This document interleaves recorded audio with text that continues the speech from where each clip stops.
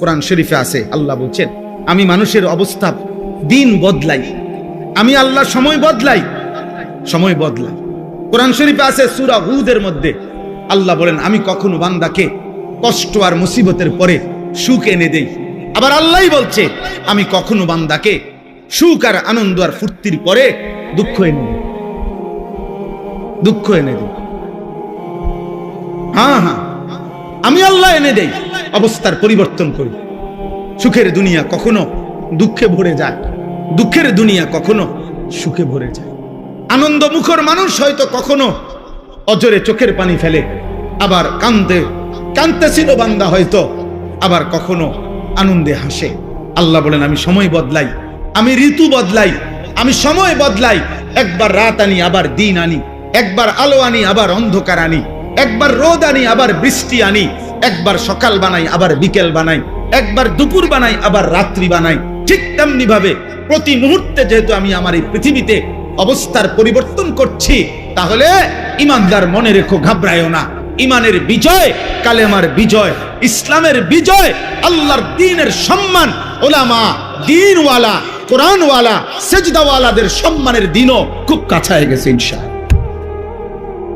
তোমরা গুনাহ ছাড়ো, অসভ্যতার সীমা ছাড়ায় যাচ্ছ তোমরা। 24 ঘন্টায় যাদের এক ওয়াক্ত নামাজ পড়তে মন চায় না, নাফরমান সন্তান, মনে রাখিস সীমা ছাড়ায় যাচ্ছ। 24 ঘন্টা যারা নারী ছাড়া, ছবি ছাড়া, মোবাইলের উলঙ্গ দৃশ্য ছাড়া যাদের রাত কাটে না, দিন কাটে না, নাফরমান, মনে রাখিস সীমা ছাড়ায় গেছে। এটা বাড়াবাড়ি, বাড়াবাড়ি, এটা বাড়াবাড়ি। দিবানিশি যারা মদের আড্ডায়, নেশার আড্ডায়, মনে রাখিস নাফরমান, সীমা ছাড়ায় গেছে। ঠিক হবে না এটা। যে মালিক রোদ আনে সে মালিক বৃষ্টিও আনে, যে মালিক হাসায় সে মালিক কাঁদায়, সুখ যে মালিক দেয় দুঃখ সেই মালিকই দেয়, জীবন যে মালিক দেয় মৃত্যু সেই মালিকই দেয়, সুস্থতা যিনি দেয় অসুস্থতা তিনিই দেয়, হায়াত যিনি দেয় মৌত তিনিই দেয়। না ভিন্ন কেউ? কথা বলেন না, ভিন্ন কেউ না, একই আল্লাহ। ওয়ান্নাহু হুয়া আদহাকা ওয়া আবকা। আল্লাহ বলেন আল্লাহই হাসান, আল্লাহই কাঁদান। আদহাকা মানে আল্লাহ হাসান, আবকা মানে আল্লাহ কাঁদান। ওয়ান্নাহু হুয়া আমাতা ওয়া আহইয়া। আল্লাহ বলেন আল্লাহই মৃত্যু দেন, আল্লাহই জীবন, আল্লাহই জীবন দেন, আল্লাহই রাত আনেন, আল্লাহই দিন আনেন, আল্লাহই আনেন। প্রতি সেকেন্ড আল্লাহই বদলান, প্রতি মুহূর্ত সময়ের প্রত্যেকটা সেকেন্ড বদলায় কে? কথা বলেন না, কে বদলায়? রাত, এই যে এখন রাত, কে আনলেন? আগামীকালকের ভোর আনবে একমাত্র কে? তিনি যদি রাত ধরে রাখে কারো ক্ষমতা নাই, আলো আনবে। তিনি যদি আলো ধরে রাখে কারো ক্ষমতা নাই, অন্ধকার আনবে। বলো ভাই, আফসোসের বিষয়, আফসোসের বিষয়। আব্বা এশার নামাজের টাইম হইছে, এই সময়ও যে ছেলেগুলো এখানে দাঁড়াইয়া ছিল, এমন অসভ্য বেয়াদব কেমনে হইল আব্বা? মুসলমানের ঘরে এত বড় বেয়াদব সন্তান কেমনে হইল? বাবার অপমান তুমি, মায়ের অপমান। নামাজ চলতেছিল, এখন ওয়াজ শুনতে আসছো। কি ওয়াজ শুনবো আব্বা? ওয়াজ মানে তো ফুটবল খেলা না, ওয়াজ মানে তো নাটক আর সিনেমা না, ওয়াজ মানে তো আখিরাতের কথা, ওয়াজ মানে তো নামাজের কথা, ওয়াজ মানে তো কবরের কথা, ওয়াজ মানে তো নসিহত, ওয়াজ মানে তো গুনাহ ছাড়ার কথা, ওয়াজ মানে তো তাকওয়ার কথা, আল্লাহকে ভয় করার কথা। আল্লাহ আমাদেরকে বুঝ দান করে, আল্লাহ আমাদেরকে ফিকির দান করে। তোমরা একটা একটা ছেলের কাছে আমানত, কেউ একজনই বুঝো, কিন্তু এটা মনে রেখো, গুনাহ ইজ্জত দেয় না।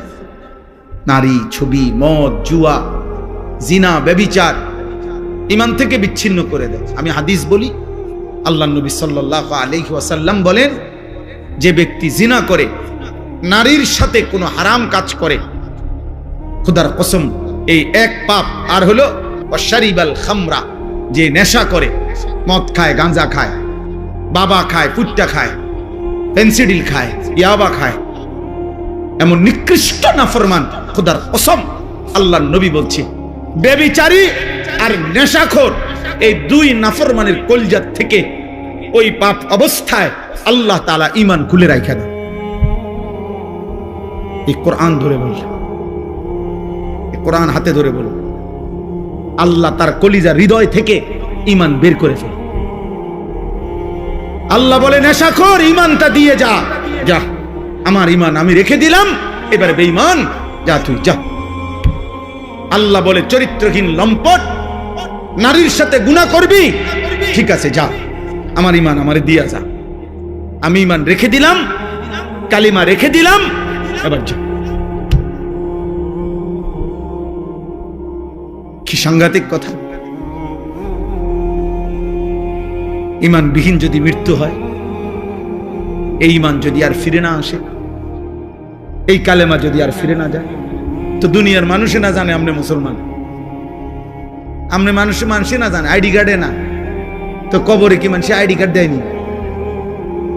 ভোটার আইডি কার্ড কবরে দেয়নি কেউ, জন্ম নিবন্ধন সনদ দিয়ে কোনো কবরে দরকার আসেনি। আসল সত্য জানে কে? আসল হাকিকত জানে কে? আল্লাহ।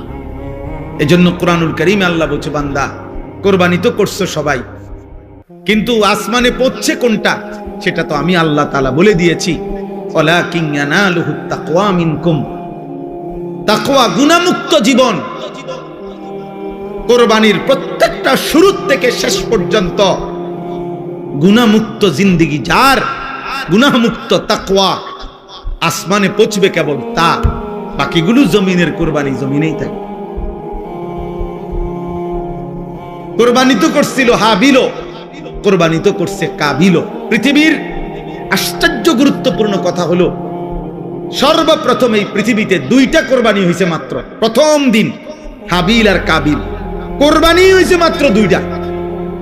প্রথম দিন সর্বপ্রথম, সেই প্রথম দিনের দুইটা কোরবানির মধ্যেই আল্লাহ বলছে কোরআনে, ফাতুকুব্বিলা মিন আহাদিহিমা ওয়া লাম ইউতাকাব্বাল মিনাল আখার।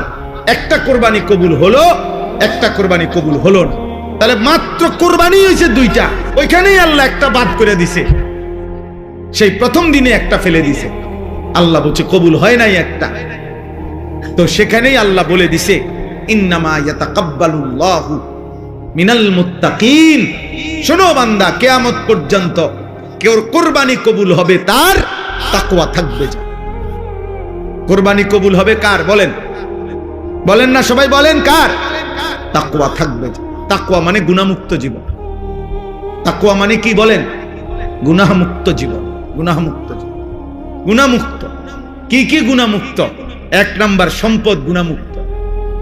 এজন্য সুদখোরের টাকায় কোরবানি হয় না, ঘুষখোরের টাকায় কোরবানি হয় না, কিস্তিখোরের টাকায় কোরবানি হয় না, প্রতিদিন বাজারে ব্যবসা করে যে ওজনে কম দেয় এই হারামখোরের টাকায় কোরবানি হয় না, মানুষকে নিয়মিত যে ঠকায়, প্রতিনিয়ত প্রতারণা করে, অবৈধ উপার্জন করে, হারাম রোজগার করে, এই হারামখোরের এই টাকায় কোরবানি আদায় হয়।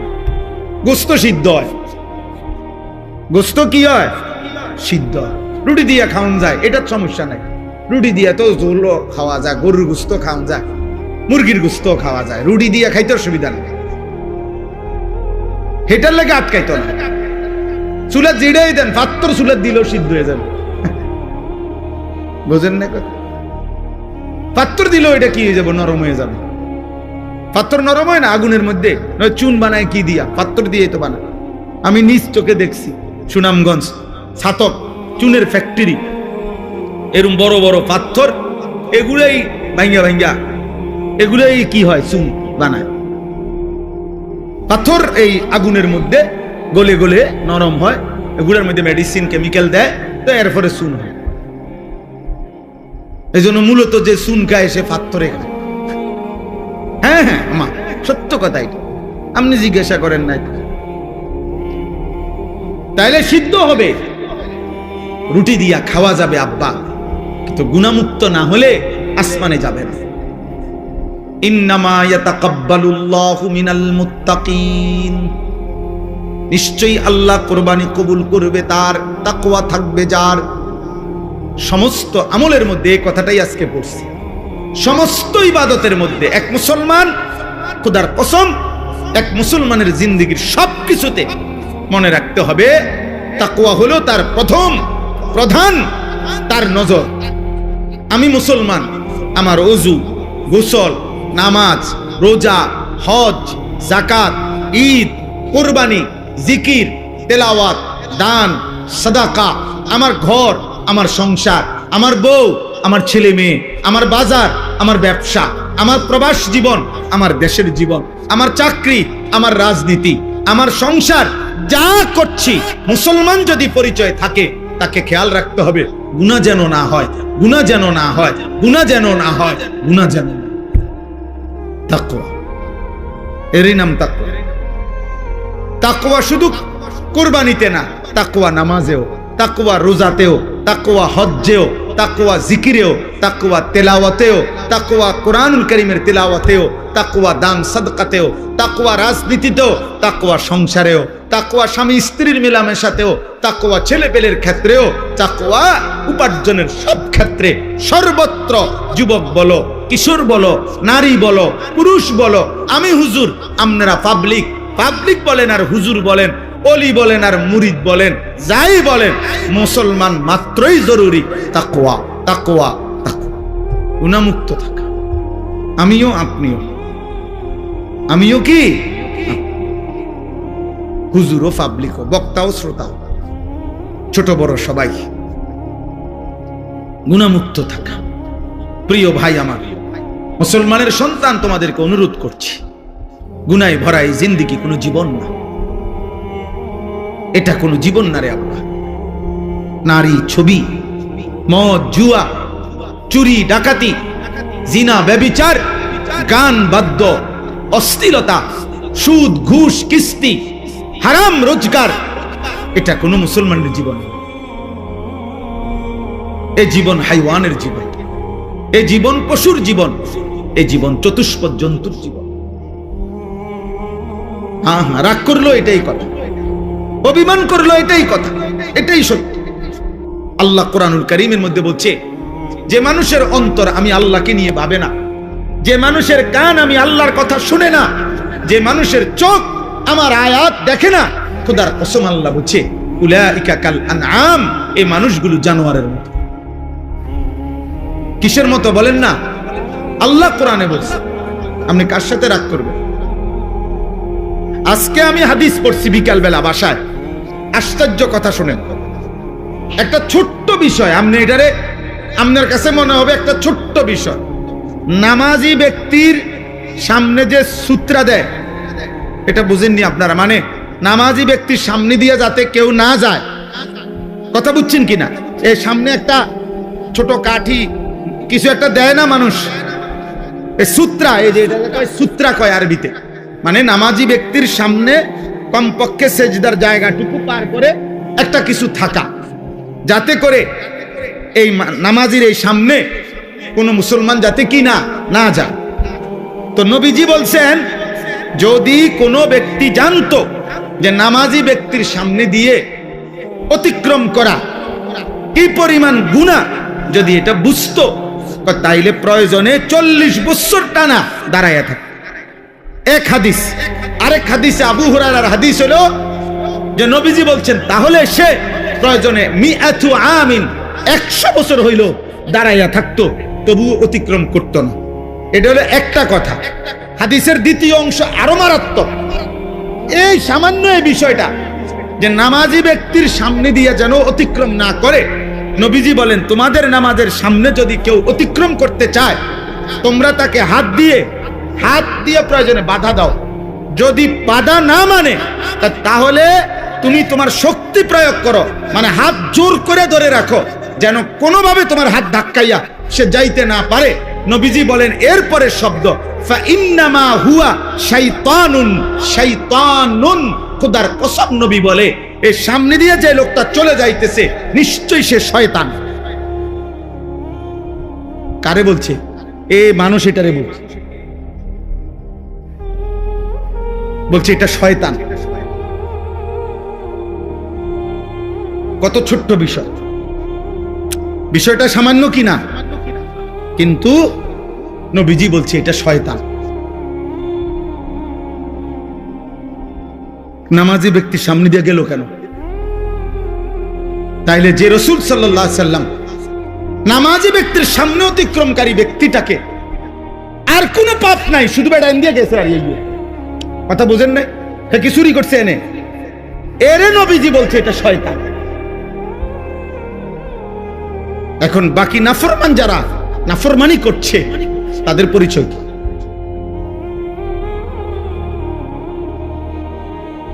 তাদের পরিচয় কি? নাউযুবিল্লাহ। দোস্ত আমার, বন্ধু আমার, ছেলেরা আমার, কেউ হয়তো তোমারে ধরতেছে না, কেউ হয়তো তোমারে ছুঁইতেছে না, কেউ হয়তো তোমারে ফিরাইবার মতো সাহস করছে না, ফলে তুমি যা ইচ্ছা তাই করে নষ্ট হয়ে যাচ্ছ। কিন্তু শেষ পর্যন্ত তো কেউ রে ছাড়াই তুমি কবরে যাইবা। একাকী সেদিন তুমি কেমনে শুইবা? কেমনে শুইবা? এই জন্য আজকে এটাই আমার বক্তব্য। আমি কোরআনুল কারীমের যে আয়াতটা পড়ছি, সূরা আলে ইমরানের 4 নম্বর পারা 3 নম্বর সূরা 102 নম্বর আয়াত, আল্লাহ তাআলা বলছেন, হে ঈমানদারগণ, ইত্তাকুল্লাহা হাক্কা তুকাতিহ, তোমার সবটুকু সাধ্য দিয়ে, তোমার সবটুকু সামর্থ্য দিয়ে ঈমানদার মুমিন আল্লাহকে ভয় করো, তাকওয়া অবলম্বন করো, গুনাহ থেকে বাঁচো, গুনাহ থেকে বাঁচো, গুনাহ থেকে বাঁচো, গুনাহ থেকে বাঁচো। সবটুকু সামর্থ্য দিয়ে তুমি যুদ্ধ করো, তুমি প্রাণপণ লড়াই করো, তুমি সর্বোচ্চ হিম্মত করো যে আল্লাহ, আমি বেঁচে থাকতে জেনে বুঝে আমি আপনার নাফরমানি করব। আল্লাহ বলছে, বান্দা এটা তোমার কাছে আমার চাওয়া, কারণ তুমি মুমিন। ইয়া আইয়ুহাল্লাযীনা আমানু, তুমি মুসলমান। তুমি হিন্দু হইলে আমি বলতাম না, তুমি ইহুদির বাচ্চা হইলে তোমার আমি বলতাম না, তুমি খ্রিস্টান হইলে আমি বলতাম না, তুমি বৌদ্ধ হইলে আমি বলতাম না, তুমি যদি বলতা তুমি মুরতাদ, নাস্তিক, বেঈমান, আল্লাহ বলে তাইলে আমি তোমারে বলতাম না। কিন্তু তুমি বলছো তুমি মুসলমান, এই জন্য তোমাকে বলছি। এখন আমরা যারা এখানে দাঁড়ায়া বসে আছি, আমরা নিজেকে মুসলমান বলি তো? কথা বলে না? ছেলেরা বলো না তোমরা মুসলমান? সবাই বলো তো। তোমাদেরকে আল্লাহ বলছে, ইত্তাকুল্লাহা হাক্কা তুকাতিহ, ভয় করো। আল্লাহকে ভয় করা মানেই হলো গুনাহ ছেড়ে দাও। আল্লাহকে ভয় করার প্রথম তর্জমা গুনাহ বর্জন করো। এই জন্যই তো বলছে আল্লাহ, যদি গুনাহই ছাড়তে না পারো বান্দা, আমার ঈমান আমারে দিয়া দাও, লাগবে না, যা। তোমার মতো 2-4 জন নষ্ট মানুষ ঈমানদার না হইল আমার আখিরাতে অসুবিধা হবে না, আমার জান্নাতেও লোকের ঘাটতি হবে না। এই জন্য নবীজি বলছে যে মদখোরের কলিজার থেকে, নেশাখোরের কলিজার থেকে আল্লাহ ঈমান রাইখা দেয়, যা দিয়া যায়। জিনা ব্যভিচার করে যে নারীর সাথে, হারাম প্রেম, হারাম সম্পর্ক, অশ্লীলতা যে করে, আল্লাহ তার হৃদয় থেকে ঈমান রেখে দেয়, যা আমার ঈমান আমারে দিয়া যা, যা যা বেঈমান, এবার যা বাইরে। আল্লাহ নবী, আল্লাহ কোরআনে বলছেন, হে সুদখোর, আমি আল্লাহর সাথে সুদ খাচ্ছ, ঠিক আছে খাও, শুধু মনে রেখো আমি আল্লাহর সাথে যুদ্ধের ঘোষণা শুনে নাও, তোর লগে আমি যুদ্ধ করব, দেখি তুই আমার সাথে যুদ্ধ কইরা তোর অভাব কেমনে মিটাস। আমি আল্লাহ, আমি থাকতে তোর আমি দেখব। খোদার কসম, এটা কোরআনের আয়াত। আল্লাহ সুদখোরকে ডাইরেক্ট বলছে, তোর লগে আমি যুদ্ধ করলাম, যুদ্ধের ঘোষণা দিলাম, আমি তোর অভাব দূর করব না, চাই তোর কোন আব্বা তোর অভাব দূর করে আমি দেখব, তোর কোন বাফে আছে। এই জন্য পৃথিবীর একটা সুদখোর আজ পর্যন্ত সুখের কোনো দাবি করতে পারে নাই। লোনের পর লোন নিতেছে, টাকার পর টাকা নিতেছে, একটা পর্যায়ে দেউলিয়া হইয়া, একটা পর্যায়ে দেউলিয়া। কালকে রাত্রে, গতকালকে রাত্রে, আহা, একজনের কথা আমারে বলতেছে, একজন শুনাইছে, দোয়া চাইছে যে হুজুর, লোন নিতে নিতে, সুদ নিতে নিতে 400 কোটি টাকা নিছে, নিয়ে একসাথে বড় বড় প্রকল্প 6টা কোটি কোটি টাকা খরচ করে এক একটাতে ব্যয় করে সাজাইছে। এখন যারা টাকা নিছে দিছে উনারে, সবাই একসাথে টাকা খুঁজতেছে। এখন সে সুদের টাকা সুদ করবে নাকি বেচা কিনা কইরা টাকা উঠাবে, পুঁজি আনবো না লাভ আনবো, কোনো কিছু নাই। একেবারে কসম শুনাইতেছে যে শেষ পর্যন্ত এখন দেউলিয়া হইয়া বাড়ি ছাড়া। আর এই গত 3-4 মাস আগে স্ত্রী, ওই লোক বলতেছে আমার কাছে চোখের পানি ফেলার মতো, বলতেছে হুজুর উনার স্ত্রীর পায়ে ধরে রয়েছে, বউয়ের পাও ধরে রয়েছে ওই কোটি কোটি টাকার মালিক, যে তুমি আমারে ছেড়ে যাইও না, আমার এখন আর কিচ্ছু নাই। বেটি বলে না, তোর কাছে যেহেতু কিছুই না, সম্পদ কিচ্ছু নাই, আমি তোর মতো ফকিরের কাছে থাকবো না, বউ চলে গেছে। আহা, দুনিয়া তারে আজ কোথায় নিয়ে গেছে, হারাম তাকে আজ কোথায় নিয়ে গেছে। আজ ঘর হারা, স্ত্রী হারা, মানুষের সাথে সম্পর্ক হারা। এই জন্য গুনাহ ইজ্জত দেয় না আব্বা, আজ না হোক কাল লজ্জিত করে। এটাই আমার শেষ কথা। আমি অনুরোধ করলাম, গুনাহ ইজ্জত দেয় না, গুনাহ সম্মান দেয় না। তোমরা যারা ইনসাফ যদি থাকে, বিবেক যদি থাকে, আব্বা একটা ছেলেকে বলি, তোমরা যারা নামাজ পড়ো না, আল্লাহর সাক্ষী রেখা যদি এখানে আইসা দাঁড়ায়া বলো তোমার বিবেক কি বলে, এই সমাজের মানুষ তোমারে কি মনে করে? তোমরা যারা চুল মুশরিক বেঈমানের মতো, একটা ছেলে এখানে আইসা দাঁড়াও, এখানে ক্যামেরা হইতেছে, তোমরা ইয়া কও যে এই সমাজের মানুষ তোমাকে কি মনে করে, তোমার বিবেক কি বলে? তোমরা যারা নারী দেখো, ছবি দেখো, অশ্লীল দৃশ্য দেখো, উলঙ্গ নাচ গান নর্তকীর ছবি দেখো, তোমার মতো হাইওয়ানকে, তোমার মতো মানুষরূপী পশুকে এই সমাজের মানুষ কি ভাবে?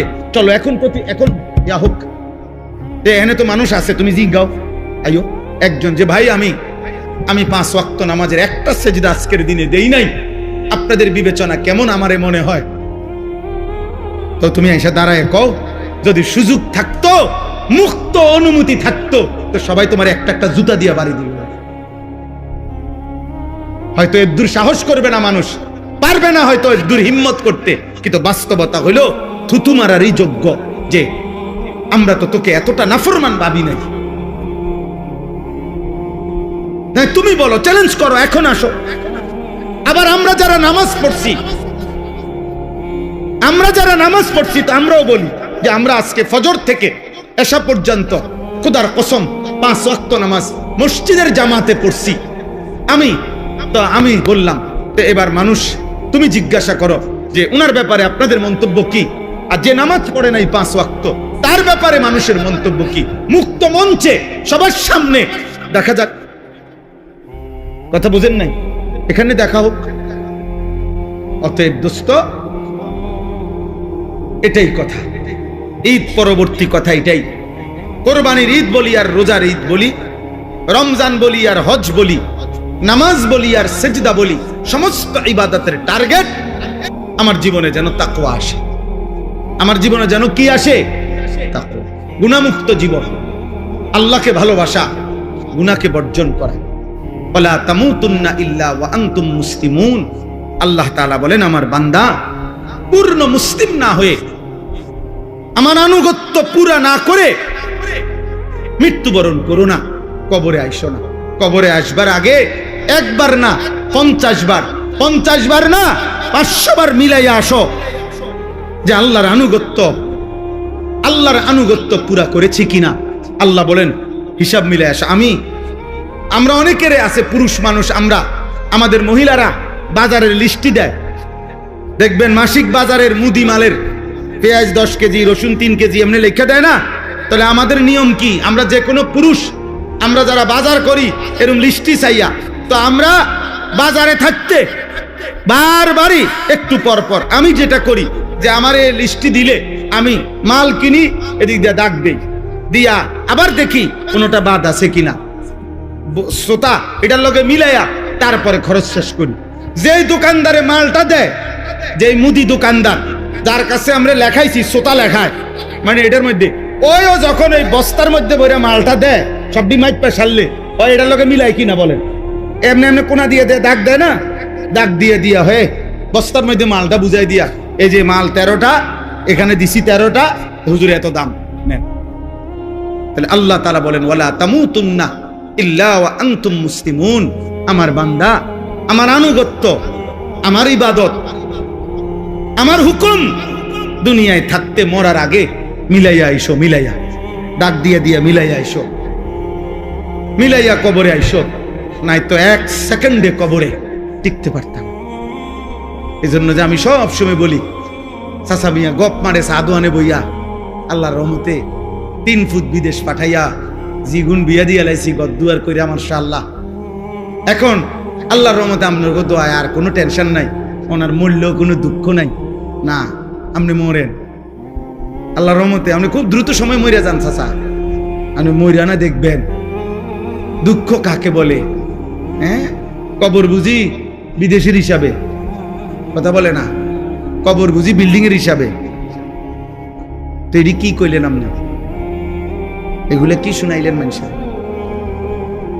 আখিরাতের কথা কি কি দিয়ে বুঝাইলেন? বিল্ডিং দিয়া। নাউজুবিল্লাহ। আল্লাহ আমাদেরকে হেফাজত করেন, আল্লাহ আমাদের সবাইকে কবুল করেন।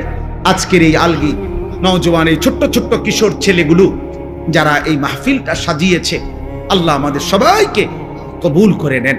আল্লাহ পাক তাদেরকে উত্তম বিনিময় দান করেন। ছেলেরা মদের আড্ডা, জুয়ার আড্ডা, নারীর আড্ডা, জিনার আড্ডা, বেবিচারের আড্ডা ছেড়ে দাও। জীবনটা সুন্দর করো, জীবনটা সুন্দর করো। আল্লাহ আমাদের সবাইকে কবুল করে নেন। ওমর রাদিয়াল্লাহু তাআলা আনহু মাঝখান দিয়ে শুধু একটা কাজ করছে। প্রথম থেকে উনার আচরণটা ছিল উগ্র।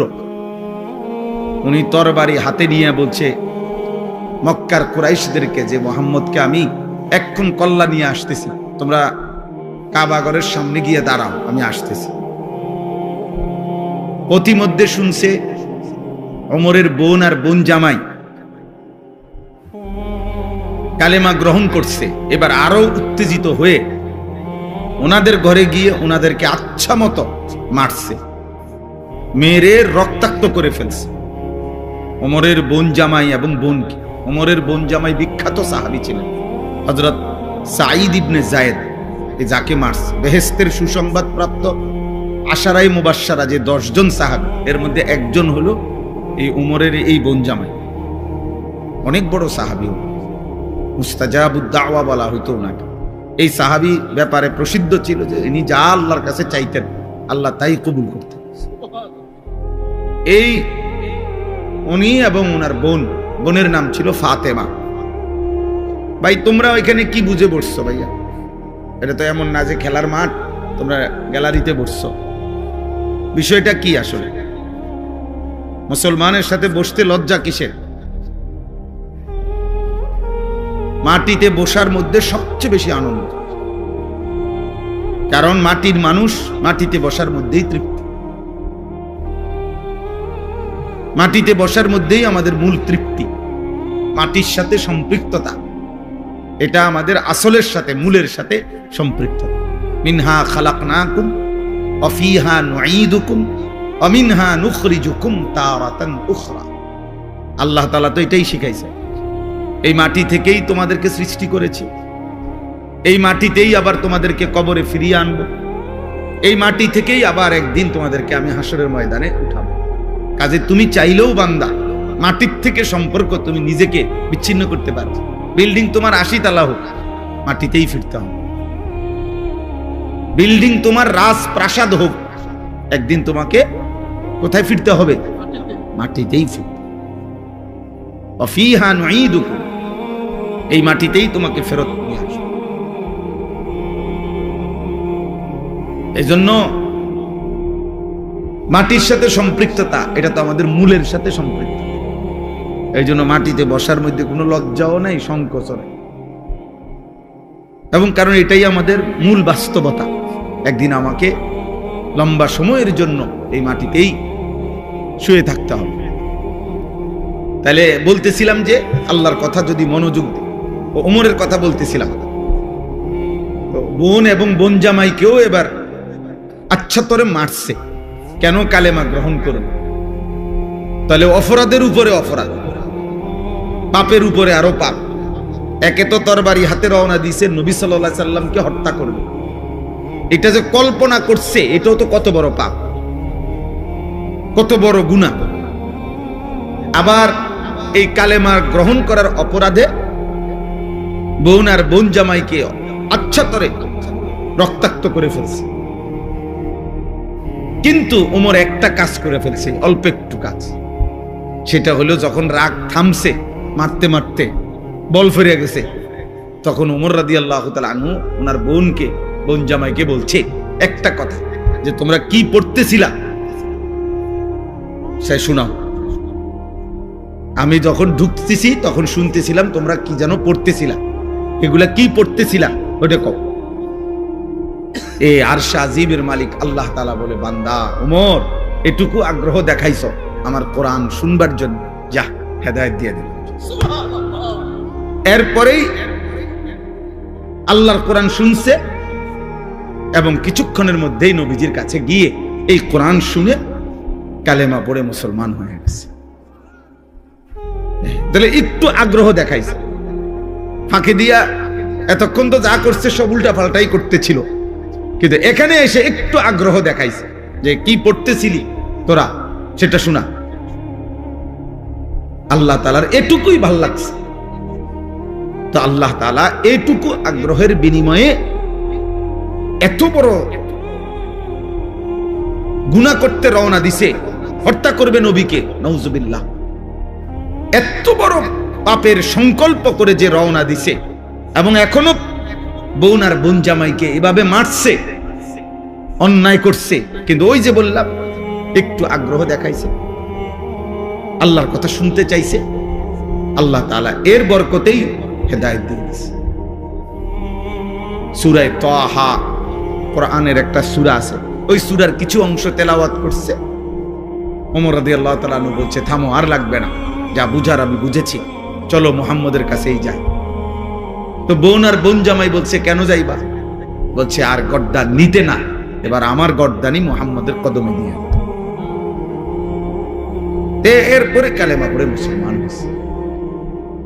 কোরআনুল কারীমের মধ্যে সূরা হুদের মধ্যে আছে, মক্কার কাফেররা নবীজিকে বলতো, মুহাম্মদ তুমি যে আমাদেরকে কালেমার দাওয়াত দিচ্ছ আমরা মেনে নিতাম যদি তোমার কাছে বিপুল পরিমাণ অর্থ ভান্ডার থাকতো, বিপুল পরিমাণ টাকা পয়সা ধন ভান্ডার যদি থাকতো তাইলে আমরা তোমাকে গ্রহণ করতাম। কারণ তখন তো একটা লাভের সম্ভাবনা আছিল যে তোমার দলভুক্ত হইলে অনেক কিছু টাকা পয়সা খাদ্য খাবার বরাদ্দ পাওয়া যাবে। মানুষ নেতার পিছে ঘুরে উপাস থাকার জন্য, ঠিক না? নেতার পিছনে ঘুরে কেন? উপাস থাকার জন্য, খাওয়া, চুরি, যত রকমের ডাইন বাম নয় ছয় পাওয়া যায়, এই সমস্ত ভোগ করার জন্য। এটাই পিছনে পিছনে ঘুরার মাকসাদ। ইল্লা মাশাআল্লাহ, হ্যাঁ যদি কেউ ভিন্ন থাকে, থাকতেই পারে, লাখের মধ্যে, হাজারের মধ্যে, কোটির মধ্যে ভিন্ন কেউ উত্তম, সব জায়গায় সব ক্ষেত্রেই আছে, ছিল, থাকবে। তো এরাও বলতে লাগলো যে তোমার দলভুক্ত হইতাম তবে যদি তোমার কাছে ধনভাণ্ডার থাকতো, কিন্তু তোমার তো তেমন কিছু নাই। মক্কায় তো আমরা চিনি তোমারে, তোমার বাপও নাই, মাও নাই, তুমি যে এই চাচা আবু তালেবের ঘরে লালিত পালিত হও, উনিও দুর্বল মানুষ আর্থিকভাবে, তাহলে কি বুঝছো তোমারে অনুসরণ করব? 2 নাম্বার, মক্কার কাফেররা বলতো, দ্বিতীয়ত আমরা তোমাকে অনুসরণ করতাম যদি দেখতাম তোমার সাথে আল্লাহর পক্ষ থেকে সরাসরি ফেরেশতা তোমার সাথে থাইকা মুখামুখি আমগরে বলতেছে যে হ্যাঁ আল্লাহর নবী, আমি ফেরেশতা বলতেছি। এরকমও যদি আমরা ডাইরেক্ট দেখতাম ফেরেশতা বলতেছে তোমার পক্ষে, তাইলেও অনুসরণ করতাম, কিন্তু এইটাও তো দেখি না, সম্পদও নাই, আবার কোন ফেরেশতাও তোমার সাথে নাই, দেখি না আমরা, তো আমরা কি বুঝা তোমার অনুসরণ করতাম?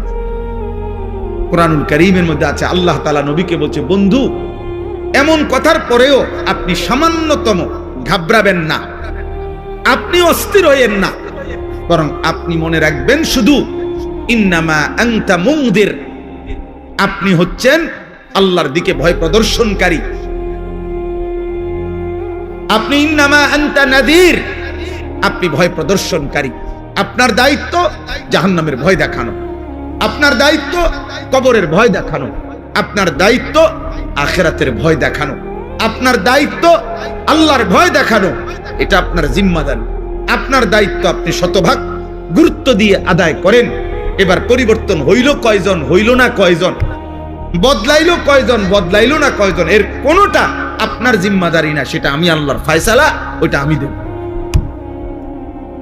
ওইটা আমি দেখব। তাইলে আল্লাহ তাআলাই এই নিজাম বলে দিয়েছেন যে নিয়ম হলো এটাই, আল্লাহর কথা বলতে থাকা, আমার দায়িত্ব বলতে থাকা। পরিবর্তন হবে কে, হবে না, বদলাবে কয়জন, বদলাবে না কয়জন, খোদার কসম বাবা, এটা আল্লাহর ফয়সালা। এই জন্যই যে তোমরা যারা নামাজ পড়ো না, তোমরা যারা গুনার মধ্যে লিপ্ত আছো, ছেলেরা, তোমাদের কারো পরিবর্তনই আমার হাতে না, আব্দুল কাদের জিলানীর হাতেও না, কারো হাতে না। এমনকি খুদ নবী সাল্লাল্লাহু আলাইহি সাল্লামের হাতেও কারো পরিবর্তন ছিল না। সমস্ত সিদ্ধান্ত একক একজনই, শুধু আল্লাহর হাতে। শুধু কার হাতে? যার কারণে আমাদের নবী সাল্লাল্লাহু আলাইহি সাল্লামের বলা দাওয়াতে কেউ কালেমা পড়ছে, আবার নবীজির দাওয়াতেও কেউ কালেমা প্রত্যাখ্যান করছে, প্রত্যাখ্যান করছে, গ্রহণ করে না। কেউ এক কথাতেই কালেমা পড়ছে, আবু বকর সিদ্দিক রাদিয়াল্লাহু তাআলা আনহুকে একবার প্রথম যখন দাওয়াত দিছে নবীজি, প্রথম কথাতেই আবু বকর কালেমা পড়ে মুসলমান হয়েছে। মানে দুই কথা কোন লাগছে না। আবার কাউকে 23 বছর পুরা বুঝাইছে, নবীজি সাল্লাল্লাহু আলাইহি সাল্লামের ইন্তেকাল পর্যন্ত 23 বছরেও ওই নাফরমান কালেমা গ্রহণ করেন, বরং 23 বছরে বিরোধিতা করে গেছে। তাহলে কি বুঝা গেল? ফয়সালা কার হাতে? আল্লাহর হাতে, আল্লাহর হাতে। নবীজি সাল্লাল্লাহু আলাইহি সাল্লাম বলেছেন যতজনকে, আশা করছেন সবার জন্যই কালেমা। নবীজি একজন উম্মত কালেমা ছাড়া থাকুক, নবীজি সাল্লাল্লাহু আলাইহি সাল্লাম এক সেকেন্ডের জন্য এটা চায় নাই। একজন উম্মত জাহান্নামে যাক, আল্লাহর নবী বলছে উম্মত আমি কোনোদিন স্বপ্নেও এটা চাই নাই, আমি চেয়েছি আমার শেষ উম্মতটাও জাহান্নাম থেকে বেঁচে যাক, জাহান্নাম থেকে বেঁচে যাক। নবীজি বলছে আমি তো চূড়ান্ত খুশি হব সেদিন আমার আল্লাহর নিকটে আমার শেষ উম্মতটাকেও জাহান্নাম থেকে বাঁচাইতে পারবো যেদিন। এইভাবে নবী সাল্লাল্লাহু আলাইহি সাল্লামের আগ্রহ ছিল। ফালাআল্লাকা বাখিউন নাফসাকা আলা আথারিহিম, ভাইয়া না বসলে ফায়দা হবে না, এই দাঁড়াইয়া থাইকা লাভ হইতো না। বলে নিলাম আর আপনি বুঝতেন না, দাঁড়াইয়া ওয়াজ কলিজায় ঢোকে না, তামসা সাউন্ড যায় শুধু, আর যাইবার সময় চটফুটি খাইয়া যাবেন গাড়ি।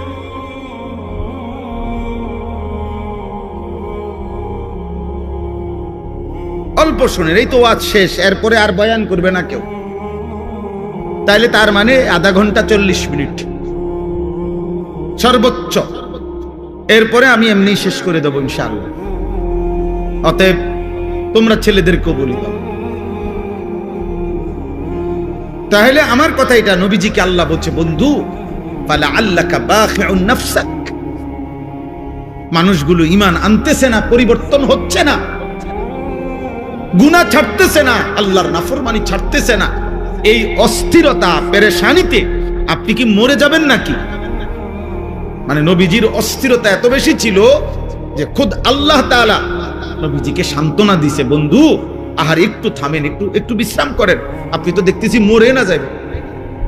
বলতে বলতে কানতে কানতে উম্মতের জন্য নবীজির কান্না আল্লাহ থামাইছে, নবীজির পেরেশানি আল্লাহ থামাইছে, নবীজির অস্থিরতা মহান আল্লাহ তাআলা থামাইছে। থামাইছে।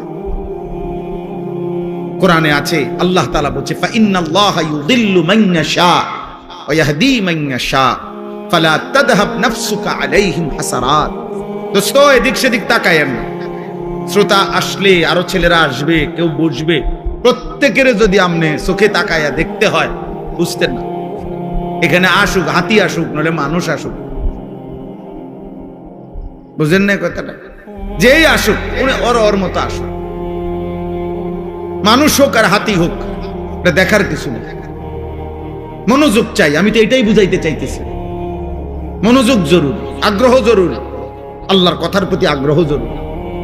সাহাবায়ে কেরাম বলেন, আমরা যখন নবীজির কথা শুনতাম মনে হইতো যেন আমরা গাছের ডাল, এরকম মজবুত মোটা ডাল, যে ডাল নড়ে না এক সেকেন্ড, এরকম গাছের ডালের মতো স্থির হয়ে থাকতাম। মনে হইতো যেন আমাদের মাথার উপরে আইসা পাখি বসছে। পাখি একবার নড়েও না, কারণ আমরা তো মাথা নাড়াইতাম না, কাঁধ নাড়াইতাম না, এমন স্থির থাকতাম।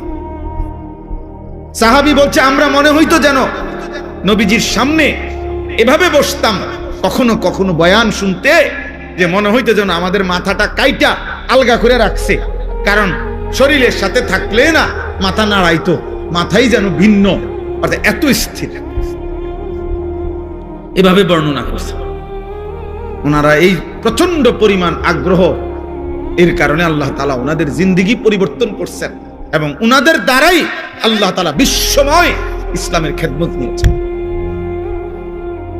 আমরা তো অধিকাংশ মুসলমান আব্বা নিজের এই পেট পিঠ, নিজের এই ছোট্ট একটু শরীর, এটুকুর সাজ সজ্জা, এটুকু শরীরের আরাম আয়েশ ভোগ বিলাসিতা, এই পেশাব পায়খানা আর এই পেটের চাহিদা আর লজ্জাস্থানের চাহিদা, আহা, বহু নিকৃষ্ট মানুষের জিন্দেগির 24 ঘন্টা হয় পেটের চাহিদা নয় লজ্জাস্থানের চাহিদা। এই দুই চাহিদার জন্যই জীবন শেষ, রাত শেষ হয়, দিন শেষ হয়, মাস যায়, সপ্তাহ যায়, আল্লাহ কোথায়, নবী কোথায়, ইসলাম কোথায়, দিন কোথায়, ধর্ম কোথায়, আখেরাত কোথায়, কিচ্ছুর কোনো দাঁড় দাঁড়ে না। হয় পেটের ক্ষুধা আর নাই তো লজ্জাস্থানের ক্ষুধা। এই হাইওয়ান মনে করছে আর 10টা চতুষ্পদ জন্তু জানোয়ারের মতো আমার জীবনও এটাই, আমার জীবনও এটাই, পেটের ভোগ, লজ্জাস্থানের ভোগ, এই দুই চাহিদা পূরণ করে। দিনভর হয়তো খায়, নয়তো মোবাইল টিপে, খাইলে পেট ভরে আর মোবাইল দেখলে লজ্জা, নারীর চাহিদা, লজ্জাস্থানের চাহিদার জন্য অশ্লীল ছবি, উলঙ্গ দৃশ্য, জিনা ব্যভিচারের দৃশ্য, এই দেখে। মানে হাইওয়ান শুধু এই দুই জিনিসের পিছনেই জিন্দেগি শেষ, আর জীবনের কোনো উদ্দেশ্য নাই, আসা যাওয়া নাই।